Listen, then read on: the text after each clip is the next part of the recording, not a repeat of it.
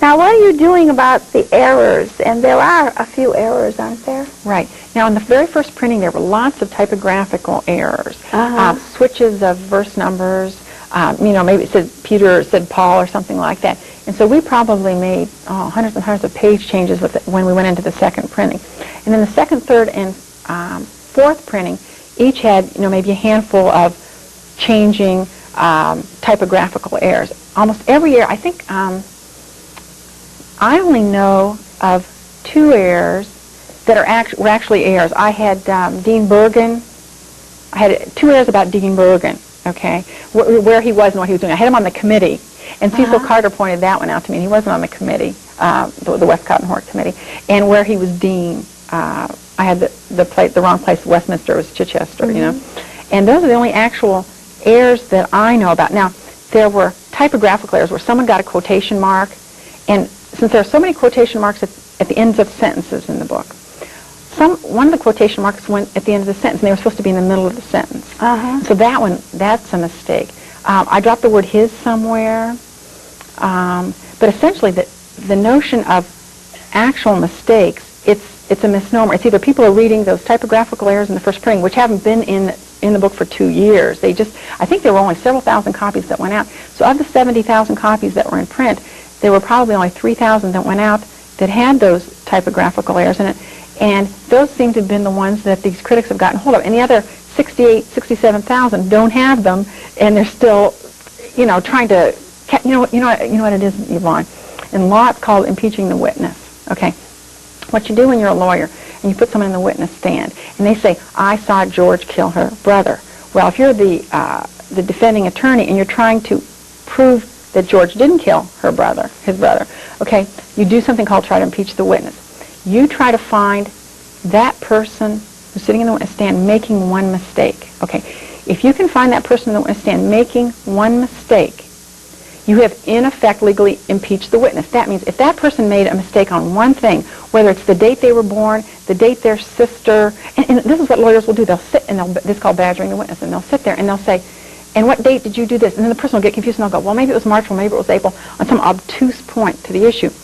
And if they can prove that that person's memory is not a perfect memory, or that person is wrong on absolutely any issue, they have in fact impeached that witness, and as far as the lawyers are concerned, the witness is thrown out, because then that testimony of that witness cannot be true anymore, okay?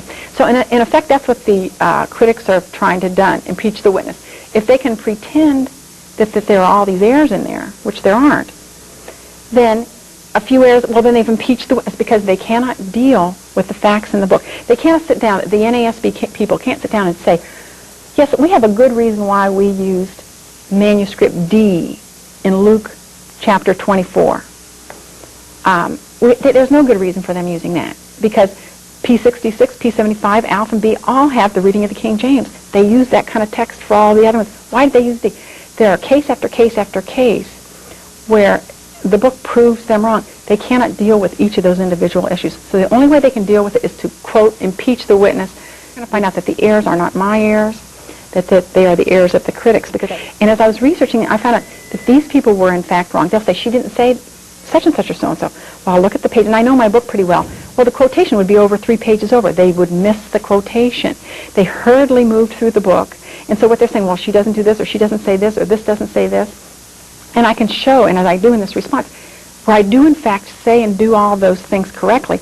And the error is, on their part, misreading, reading things into the book that aren't really there, or misunderstanding things, or their lack of an in-depth background in a certain area. They'll make broad generalizations like, well, the New Age movement isn't so-and-so. Well, that's just their lack of understanding. Or they'll say, these new versions don't have Roman Catholic readings. Well, if they don't have Roman Catholic readings, why does the Roman Catholic Church accept them? I think that was one of Mr. Clown's. They used the first edition of the book. Now, the first edition of the book was never proofwritten. I was too ill to do it. The pastor of the church that I was going to at the time said, get it out, and I was too ill, and it went out unproofwritten. And so, John got switched to Luke, and 66 got switched to 6. So they were corrected in the second edition. We found stragglers going on through there.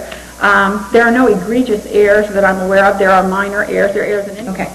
The quote, this is interesting. They said I took Norman Geisler out of context. Norman Geisler said we should be wary when anyone uses the term the Christ. Okay, and he ended the sentence with the Christ Spirit.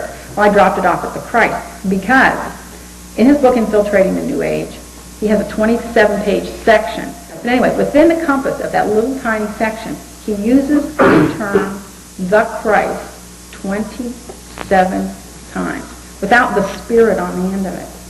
And so after reading him using the term the Christ 27 times, to say that I took him out of context, he believes the term the Christ is wrong. He's got it 27 times in his book, and so that's fallacious material. But Mr. White is one of the young people. He lied. He changes quotes.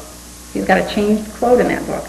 And he puts it next to my quote, which is accurate. And he said, look how she changed it, and he's the one who changed it. That is legally actionable material. You're not allowed to do that. Okay, I don't misquote Palmer, but in that 62... Well, this is what they do. This is hilarious. I have a quote where Edwin Palmer says, few clear and decisive texts say that Jesus is God. Okay, now when they say I misquote Palmer, they say that I'm saying that he doesn't believe Jesus is God.